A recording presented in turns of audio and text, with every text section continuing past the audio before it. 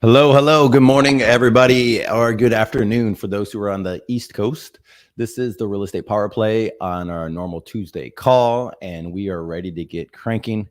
Guys, we got so much cool stuff that's happening. We have some adjustments that the market is going through, some adjustments in our own businesses and our lives. And Mark and I just want to share a bunch of just what we can do to help out others.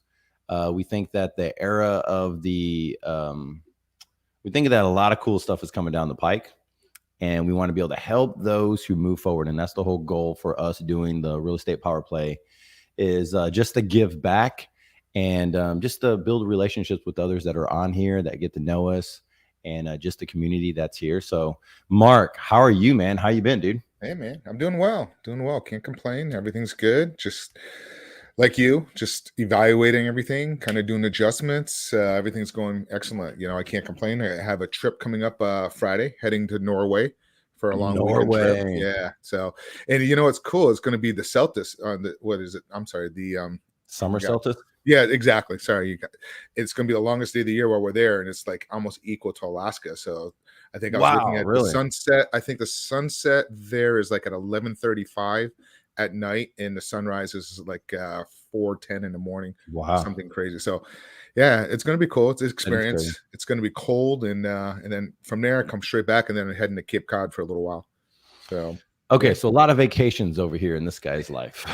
Hey, I'm still going to be working now. We call it vacations, but the cool part about it is I know you, and I know that you're normally working on some projects in the meantime. I mean, this is real estate, so it's not like you get to just check out, right? Which is a pro and a con. We could go over that today also. Just how do we go through running a real estate business, a successful real estate business, knowing that some of these projects take 45 days all the way to 2 years, or even longer. And especially if you're holding on to them, they're forever. So, maybe we could go and just share with how we can help others build their team, and how to learn how to take a break. And then just one of the cool things I like about Mark that he's really helped us in our business is just setting up some of the processes to where you can do that, right? You can check in for 2 or 3 hours. And the next thing you know, Mark's off and, on some yacht somewhere. You're doing something for 24 hours. And you come back and you check in again, right? Perfect. Yeah, you got to do that. You just set those systems up. It's pretty easy once you set it up. Having those systems in place, it makes it a lot easier. But you're also, nowadays you can almost do. I set it up where I can pretty much do almost everything by cell phone, so no matter where I'm at. So, how's everything with you? Do you have any events coming up? We do. We're working on one that's coming up. We're supposed to do it in July. We have a little bit of schedule change. Then, of course, we have the Power Play. We have other networking that we've been doing, just connecting with others, or not disconnecting, just connecting. And then definitely working on the commercial side and those relationships. It's just been a blast of building those and seeing how others build their business and how we can help them and how they can help us. So it's been amazing. Life has been good. And then we're taking a trip also coming up. And that trip is, it's called Puerto Aventura. It's down by Cancun, more of a family resort area. And just going to go do that. And of course, I'm going to probably knock some things off during that time. I'll probably try to take a break, but still. Nice. We'll see how that goes. So I guess this show we're going to talk about, we're just going to have an open platform. So if anybody's listening and they have any questions, just pop them in. We're going to be talking about it. So we're not talking about a certain topic today. We're just going to be taking people's questions. We're going to be asking each other questions. Marty may be popping on here. He was supposed to be here as a third, but he's got a new tenant moving in. So he had to run around and get a key for the tenant. So So if you have any questions, just feel free. So let's talk a little bit about the market condition. Like, the Ooh, last man. 24 hours, like we just had a last week's podcast about pivoting in the market, and we thought it was going to come, towards the fall, but wow, what a change in 1 week, Coming. huh? It's coming, man. Goodness. So, good, Ken. We'll get that on there, Ken. Keep asking him, man. How you What's doing? up, brother? Good to see But you, bro. what we're just Um, before we went live, how are you looking at adjusting yourself? I mean, you were just telling me about a deal that you already have. You yeah, were I doing, mean, was it a fix and flip? Is that what it was? yeah, well, we have, I mean, this is what we do. So we're in all of the single family space of every kind. We do some commercial. We don't do, whenever I say commercial, people think of like high rises or I mean, sometimes shopping centers, and I love to get into those. But we mainly have mobile home parks, RV parks. We do light industrial storage facilities, stuff like that. Land is kind of in that, but it's not really commercial. Um, and then we do all types of single family, right? And then there's plenty of other things that we do from there. But one of the things that I've been looking at is just the market trends of what's going to happen. And I don't want to be caught holding on to big projects. So we have a pretty decent project that's coming up. And I'm just shopping it right now, just kind of see what other people might want to pay me for this type of project. It's a single family house, but it's a full blown rehab. And, if I get done with the rehab and I end up being in August, September, and the markets are still like this, then that's really not that, prime of a thing for me.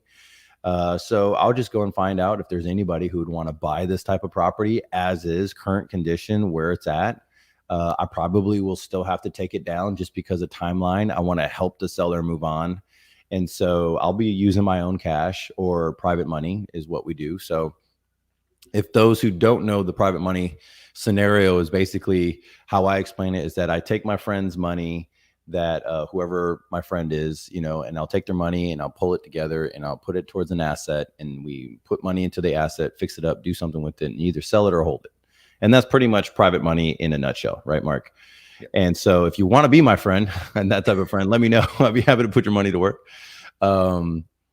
And so this particular property, what we're going to do is, and I just made this decision yesterday, is that I sent it out to some of my top buyers, some of my top wholesalers, and said, hey, look, would you be interested in a property like this? And so if you want to be on that list for me, if you want to talk to me about that in the Houston metro area, I'd happy to connect you with some of my deals. And so that's what I'm doing now, when normally, I mean, last year I would have grabbed it and flipped it and tried to get it for the top dollar. Now I'm just in a situation of going, okay, well, let me see if I could just move this. I have other great projects going on and I really don't want another flip just to do, right? So, it's so interesting though, Mark, because there was a time in the beginning where I would have loved to have one more flip, right? Like I just need one more deal. I need one more flip. Let me get to 10 at a time. Let me get to 12 at a time. And now I'm just like, okay, well, I got other bigger projects I could put the money towards, and I want to buy my time back. And that's really the key for me, is that I don't want to use a lot of my mental energy and physical energy, time, towards things that I'm not going to make double the amount of money that I could do on a normal wholesale deal type stuff. So anyways, that's something that I'm doing. That's kind of, I mean, I got plenty of other projects that are like that. We could go into detail, but what about you? Yeah, like yesterday I was actually texting a lot of people I do some JVs with, and some of these guys that do the fix and flips, and I'm telling these guys, be very, very, very careful on your fix and flips. You guys, during the last time, a lot of fix and flip guys got caught with the pants down, and you got to just make sure you have a backup exit strategy. Like, you got to make sure you can rent that property out, because some of these are going to be sitting for a little while. Where I was actually just with somebody this morning, and he does a lot of land wholesaling, and he actually funds some of them, and he's sitting there saying that some of them now they're just sitting and they're not moving like they were. And so just be really, really cautious if you are a fix and flip guy.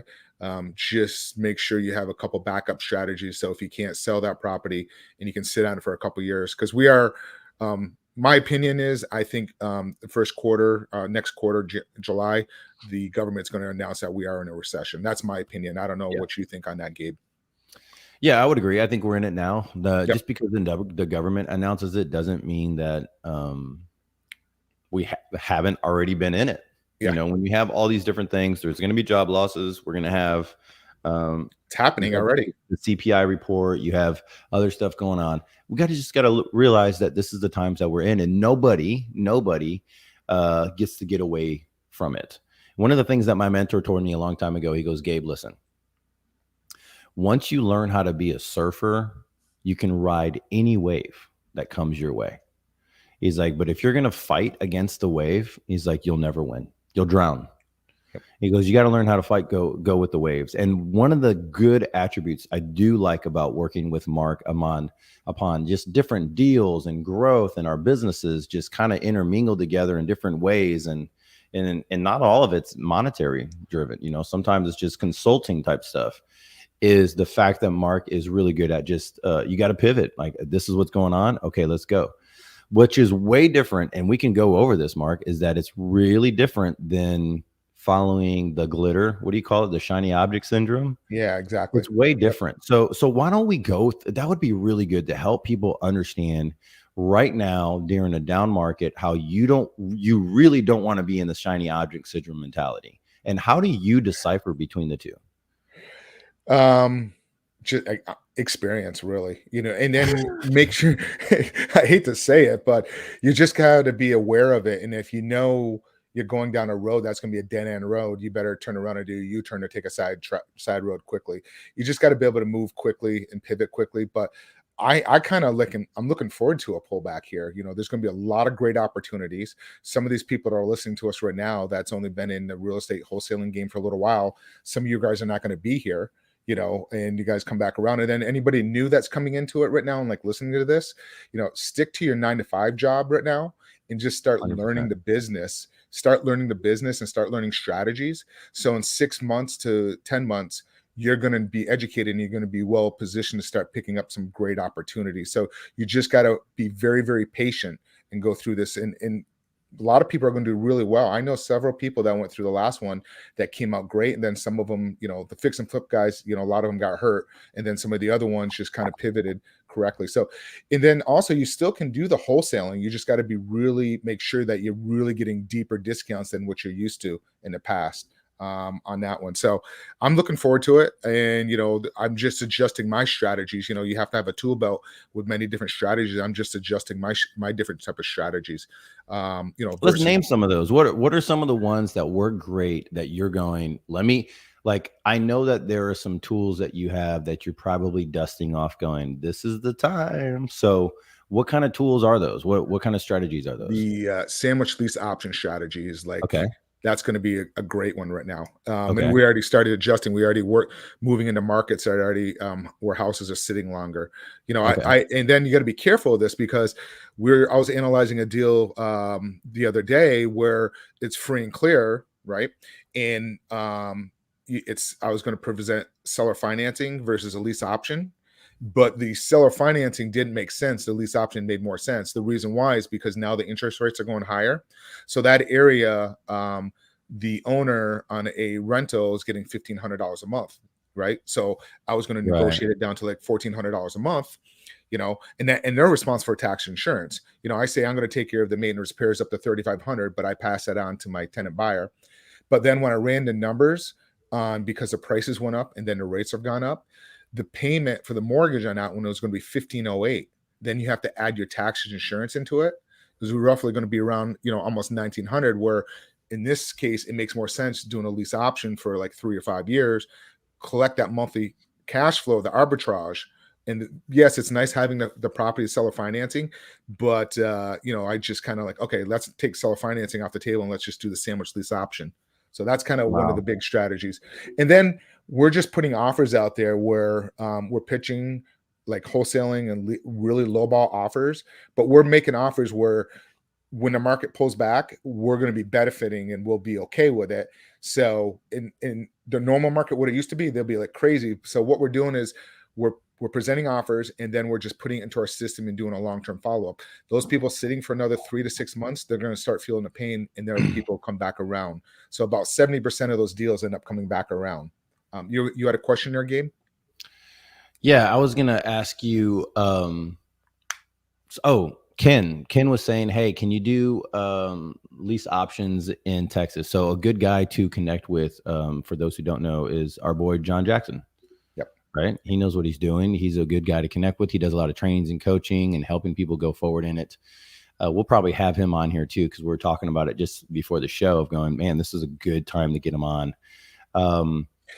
And then the other thing I was going to say is, what do you think about sub twos? Yes, sub twos are going to be huge, and that's the other aspect of it. Okay. Sub twos, because of the rates are low. That's another great strategy.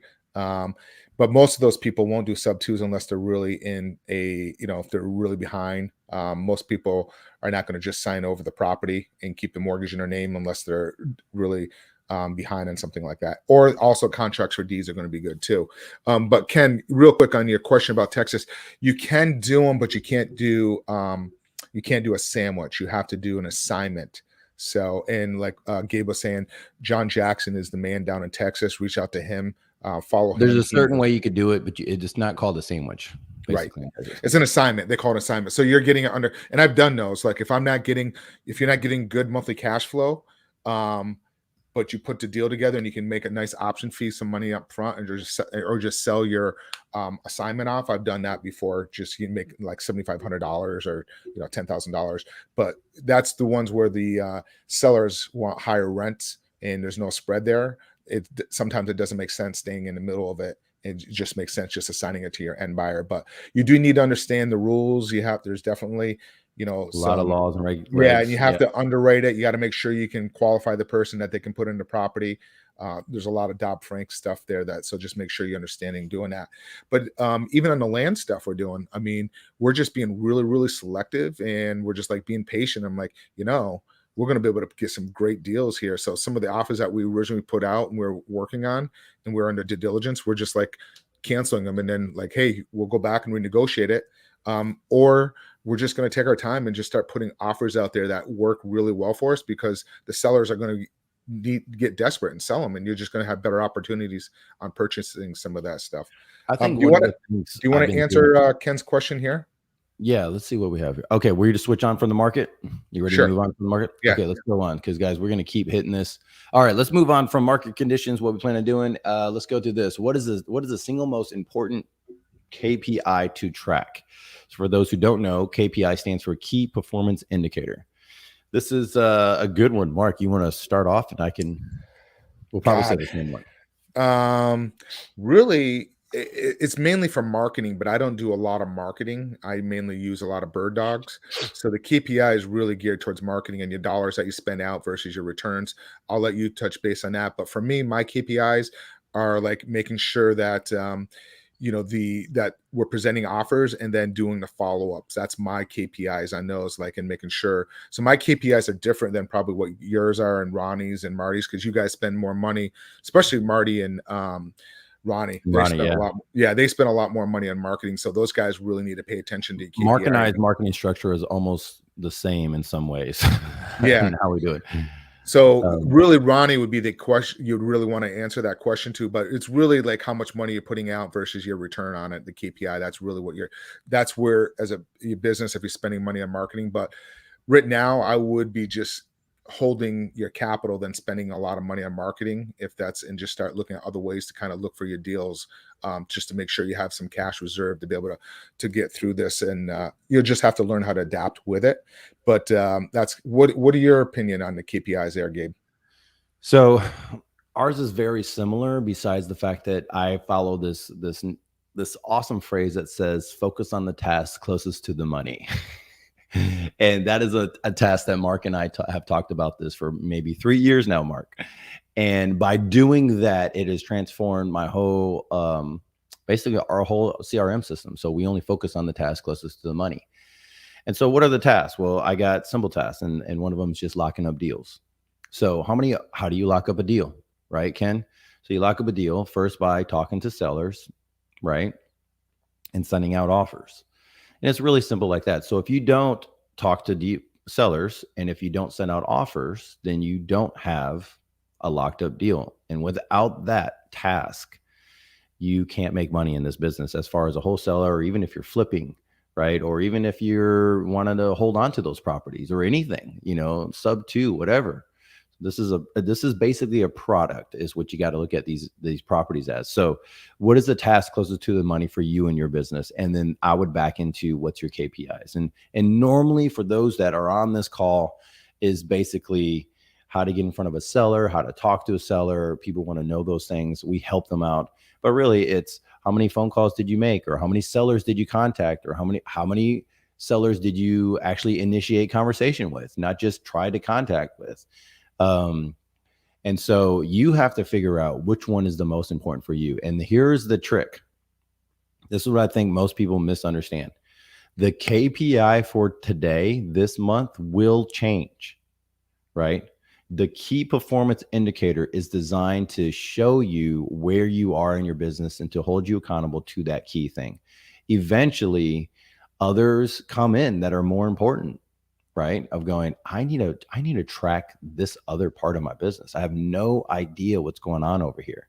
And that is completely fine if you're starting from a place from scratch, especially if you don't have any business experience or previous experience of running a real estate company. It's totally fine, guys. That's why we have a Power Play. We're here to help out. We're not any legal advice. We're not attorneys. We're not CPAs. We don't have accounting advice, but we have practical business skills that we can help you grow. And that's one of the things for me, is just to help people say, look, take a deep breath. You're never going to get the first one right anyways. So let's just start tracking something, right?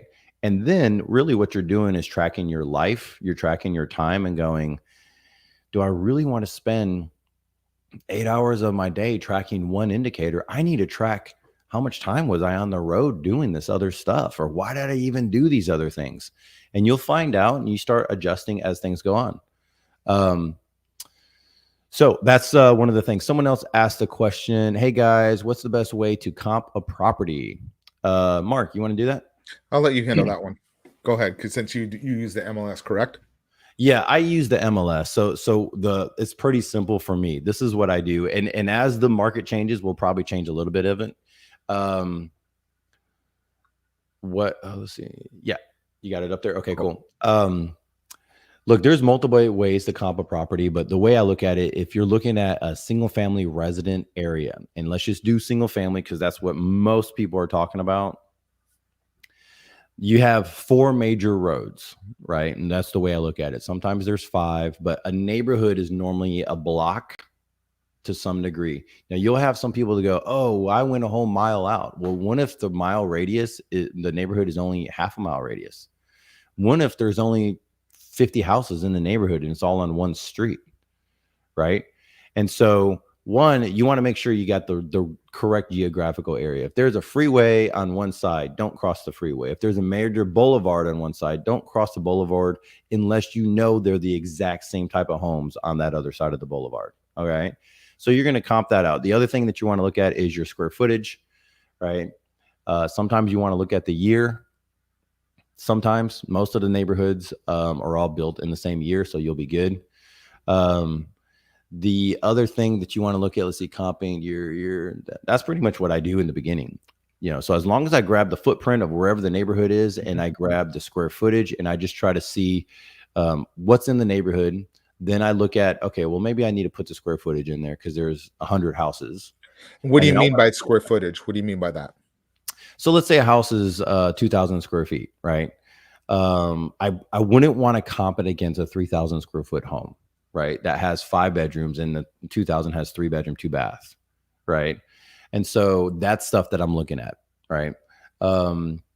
The other thing is the bedrooms. If you're comping something and you have a 2,200 square foot and a 2,000 square foot or 2,300, and the bigger one has an extra bedroom, you just want to take that into consideration, right? I don't know if I'd take it completely out of the mix. And then you want to go and look at so many days back. And Mark, I think this is the most interesting part, is that I was pulling a neighborhood and the typical is, 6 months back, right? Well, now that we're having price adjustments, right? I don't know if I'm going to do a full 6 months back because we're talking about January at, 4% interest, right? Now we're looking at June at 6.2% interest on regular loans on some of these things, 6%, 5.75. And that changes things on the numbers of like, okay, are people still buying at this rate in this area? So if you're in a volatile neighborhood or region of the city, you might want to do 90 days back just to kind of give you that warm and fuzzy feeling of going, wow, things are still doing really good here. Okay, cool. This is where we're at, right? Because the cool thing about comps is that it tells you a good prediction of where the market's going in the future of that neighborhood. But keep in mind, you're looking backwards to adjust that. So that's the hardest thing about it. Nice. Yeah, so that's about it for me in comps. I could keep going, but that will help you get going. Yeah. And then what about like adjusting like bedroom? Like say, for example, you're in a neighborhood and you're comping a property and everything, your property is a 4-bedroom and everything else in the area is a 3-bedroom. What do you use for That your math on sucks. that adjustment? What's that? That sucks. That is probably the craziest thing is that when your house is if you're flipping a home and it's the biggest home in the whole neighborhood, it is probably the hardest comp to get, right? Because neighborhoods have caps. And let me just explain to it in just a normal way. I grew up in a neighborhood that right now those houses are going for like 250, but a couple years ago they're going for like 180s. And someone was trying to tell me that this 4-bedroom home, 2-bath, was going to go for 250, and this was 5 years ago. And I'm going, that house is never going to sell for 250 at that particular time. Okay, now it is, but everything else is caught up. But at that time, it capped out. Like there was not a house that sold above 180.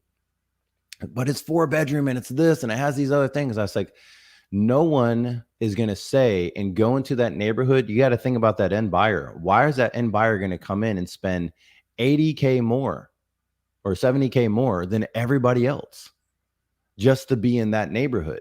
So what they're going to do is that they're going to go to the realtor and go, I want to spend 250 on a home. Where else can I go to spend 250? And they'll go to a different neighborhood that has probably the neighborhood pool or a perk or something else that $70,000 will help get you to. All right. That's the mindset that happens for the end buyer, that they're going to say, I have 250 or I have a certain dollar amount. Where can I spend this money? And so when you're looking at, man, this house has 4 bedrooms. It's awesome. It's a killer deal. It only is if you can get it at the same discount that you could have gotten a 2-bedroom or a 3-bedroom, 2-bath. Right. So if you had that one at 50% off, right, and then you mark it up, you do it, what's guaranteed is you'll get maybe 10% above market, maybe 5%. But what's guaranteed, if you make it look good, is that it's going to fly off the market faster than everyone else, right? And sometimes speed is the thing that we're going for with the dollar amount. So also do know that the bigger the square footage, their dollar amount does follow the square footage. So your rehab increases the bigger the home. Nice. Yep, you are correct about that. Yeah, so I just want to piggyback off of that real quick. So what I just make sure, when you talk about square footage, you usually take the subject property that just recently sold and take the price and divide it into the square footage, and you come up with $1 per square foot, and then you use that on your subject property. And then you got to do some adjustments if it's a half a bath or full bath. Is it a carport versus a garage? Just do a little bit adjustments on that. Like, carport, maybe you might add a couple $1,000 versus a garage, you'll add quite a bit, about 10,000. And right. And then a bathroom, maybe add $5,000 to $7,500. So just kind of, there's some good videos on there on YouTube if you want to learn how to comp properties. That's another good way of following that. The other thing, keep in mind, PropStream a couple months ago has ended, and I know everybody used to use PropStream to do comps, and you can't use PropStream anymore to do comps yet, because they don't have the recent sales on there. I actually, a couple months ago, we were looking at one where we were looking at the comps in the area, and then we went over to Zillow, and Zillow showed something that sold 45 days ago that was $75,000 higher than what PropStream's comps were showing. So kind of be careful using PropStream for comps on that. Wow. Yeah. Yep. So I want to go back once you were talking about something in your KPIs about closest to the money. Let's Yeah. talk about that briefly, because a lot of people really get confused. I mean, because this business has a lot of moving parts to it, and you can get pulled in 20 different directions. Right. So, and I've learned this many years ago. Always, and we actually plastered this over in our office in many different businesses. You always want to work closest to the money. That's how you want to prioritize your business, no matter what business you're in, because you Right. can get pulled in 100 different directions. Oh, I have to work on the website. I got to get some content up on the website. Meanwhile, I have a hot lead that came in, but I got to get my website so I can get more leads up. People get confused what's more important. So you always want to work on what is going to go into your bank account the closest.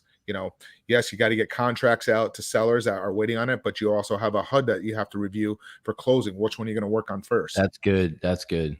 you know so it will help you so much on reorganizing yourself, and if you're not sure and you have like VAs and admins, prioritize it, like the tasks. Put all your different tasks on a list, and then put in your top priority. So if you have an admin or VA that's has to work on something, and they have to work on multiple things, they know automatically which one's on the top of the list that has to work closest to the money. So that's the easiest way to kind of prioritize You know what yourself. I like about this, Mark, and this is one of those things why we're able to take breaks and still get work done. Because at the end of the day, now, guys, this does take some experience. Mark has actually helped me in some areas with this.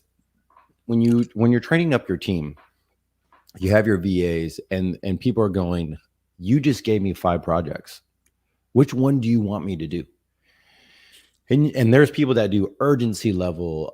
Is this urgent right now? Is this hot? Is this cold? Is this medium? Like, what do you want to do? And then you start adding in this other stuff and new things and new fires to put out. And then you're going, man, you can get kind of whack easily. And I was just with a group of people last week, and they were kind of saying the same thing, Mark. It was kind of funny. And I'm going, look, I know exactly where you are at. I totally get it. But you got to focus on the task closest to the money.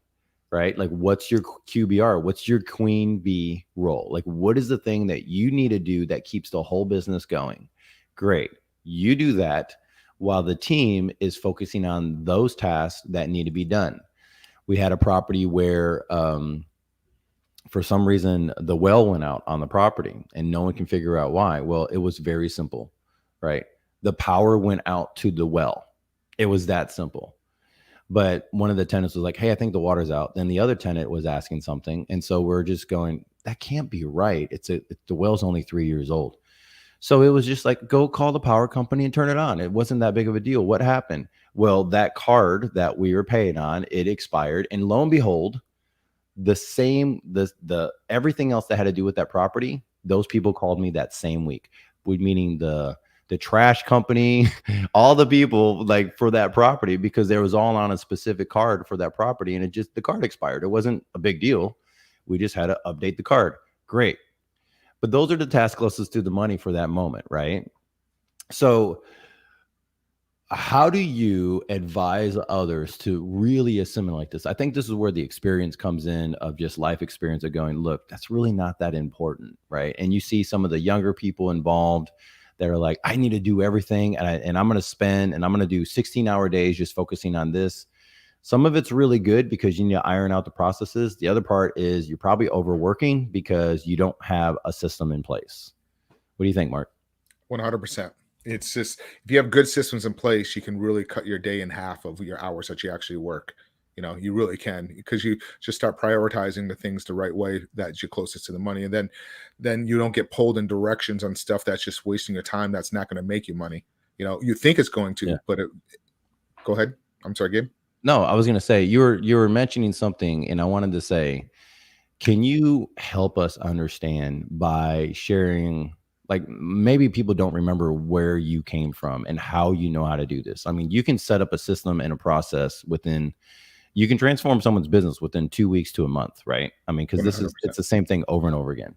Yeah. Where did you learn this stuff? Like, how did this all come about? Believe it or not, when I started out at 15, my first job, Mickey D's. McDonald's has a step-by-step process, even how to sweep the floor. They have step 1, 2, 3, so everything. I love it. Yeah, so I was there really young. I learned it. I worked my way up into upper management with them. I was a senior in high school, managing like 175 employees. So then I Love was it. in that for years, and then in 1995, when I was probably about 24ish, then I went into the mortgage business, real estate banking, and I worked for this guy. I took this class. I wanted to learn a little bit more about loan originating. Um, I was taking a vacation, about 3 months vacation. I still had a couple months to go. I'm like, okay, I'll check it out. Went into it and just never looked back and just loved it and start understanding numbers and appreciate everything. And then I was in that for a little while. Then we actually end up met a couple other guys and we opened up our own mortgage company. We blew that up to over 107 loan officers.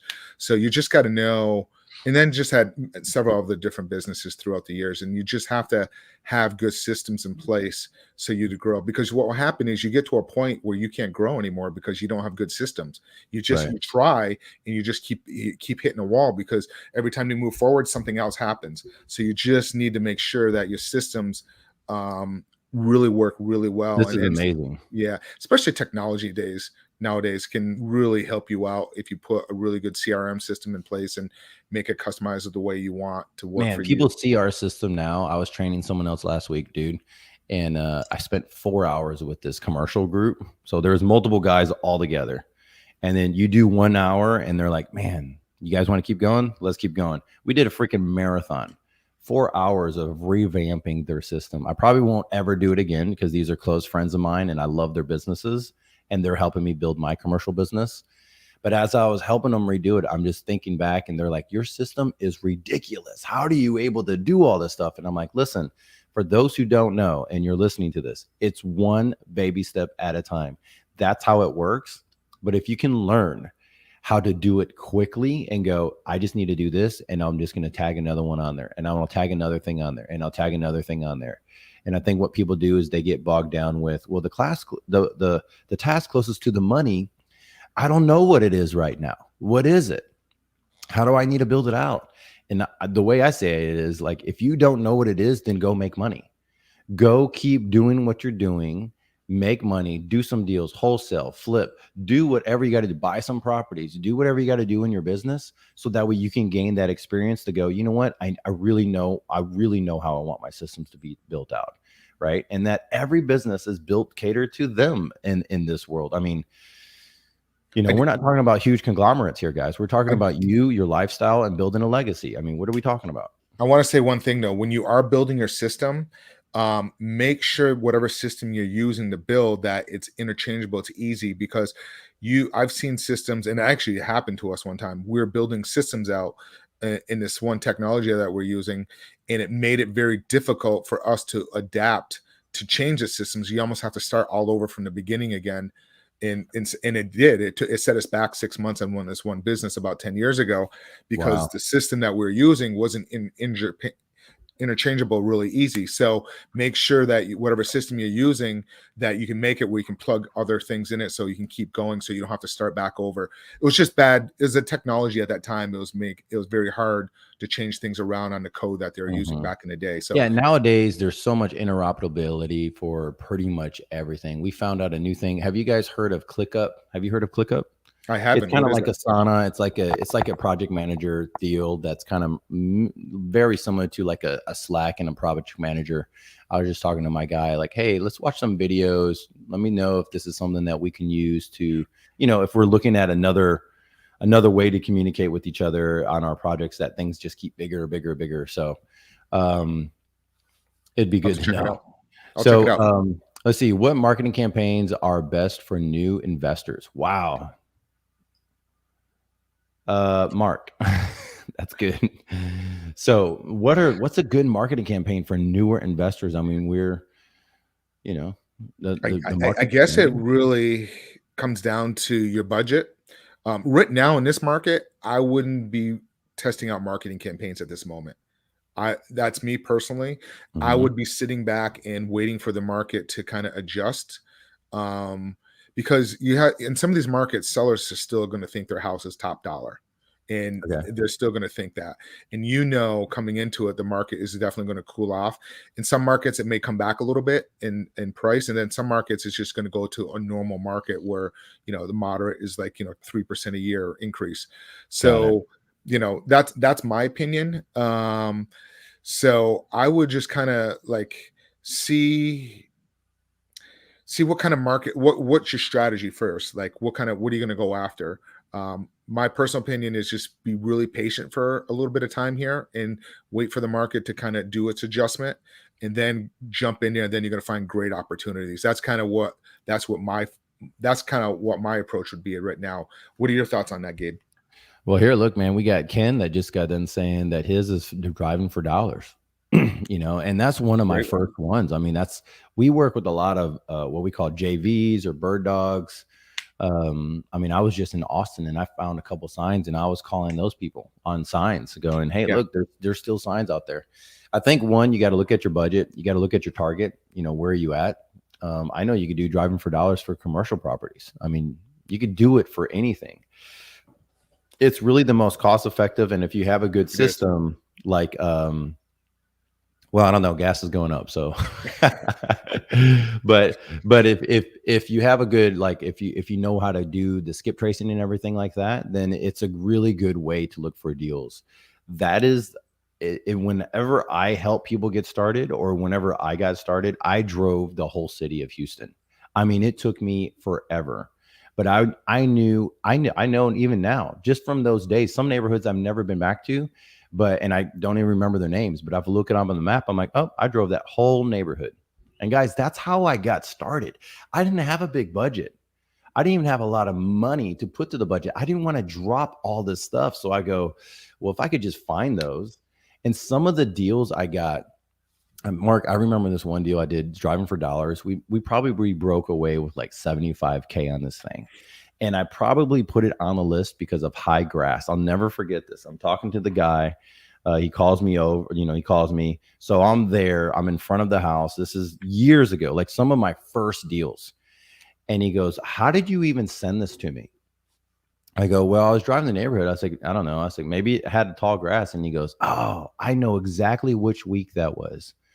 My son got grounded. This is what happened. This is what he was doing.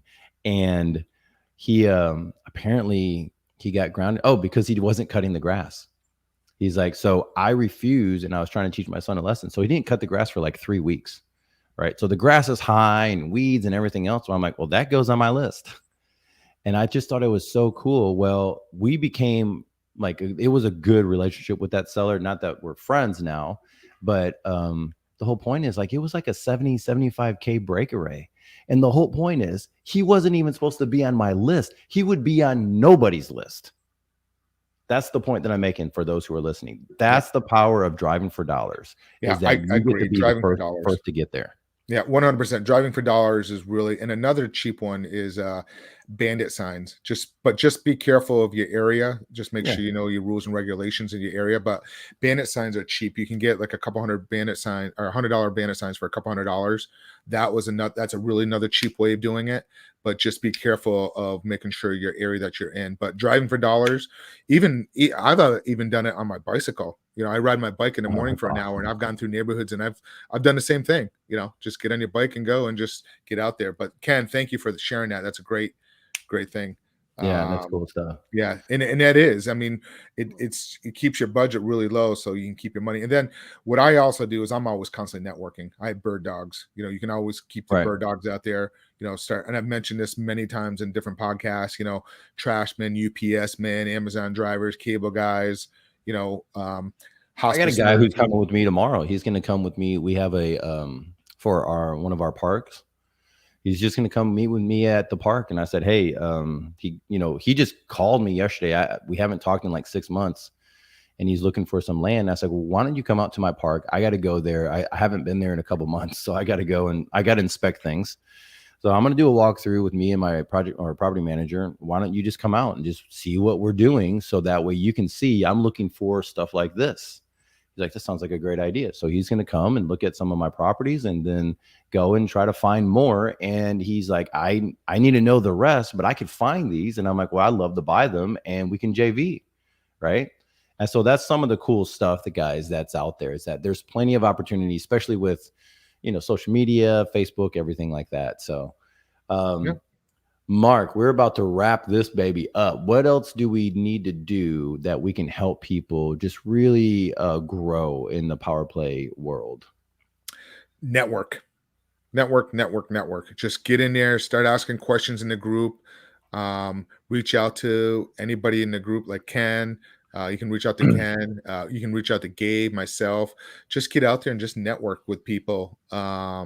That's probably the best bet. And if there's anything that you want us to talk about and you need some, or if you want a certain guest, anything that you'd like to, something like that, just reach out to us. And also be patient and just constantly keep educating yourself and learning more about different things within real estate, because real estate's got so many different levels and different facets that you can make money in. And that's where a lot of people, when they come in, they get sidetracked. They start learning one thing and then they get pulled to another thing before they even do a deal. I've seen that happen several times. So network is probably what I suggest. How about you, Gabe? What do you recommend?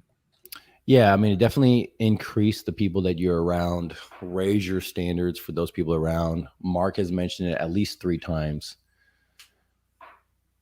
to be patient during this season. And I think you gotta, either, if you don't know, learn new strategies. Don't be that one trick pony type deal.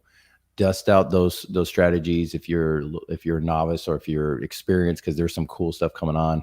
I do believe eventually the sub 2 market will start coming back very, very strong, where everybody will be talking about that. Lease options, I mean, that's what we're going to be hearing more. And you'll hear less and less of some of the other things. So that's some of the stuff. Like, we do see stuff coming, guys. We do see a shift. If you're only doing wholesaling, I would say you definitely need to learn some other skills, right? And start building those relationships, because this is the time that you actually get to acquire these properties for, 10, 15 years, 20 years. I mean, these are long-term properties that you're going to be able to pick up. So that's my take on it. Guys, this has been awesome. Mark, we're ready? We are ready. We're Thanks, about everybody. that time. Thank you guys so much for joining on. Don't forget to like, share if you like this stuff. If you have other questions, you have just topics you want us to go and spend a whole session over, we'd happy to dig in deep to help you out, grow in your business. And we'll talk to you guys later. See you. Peace.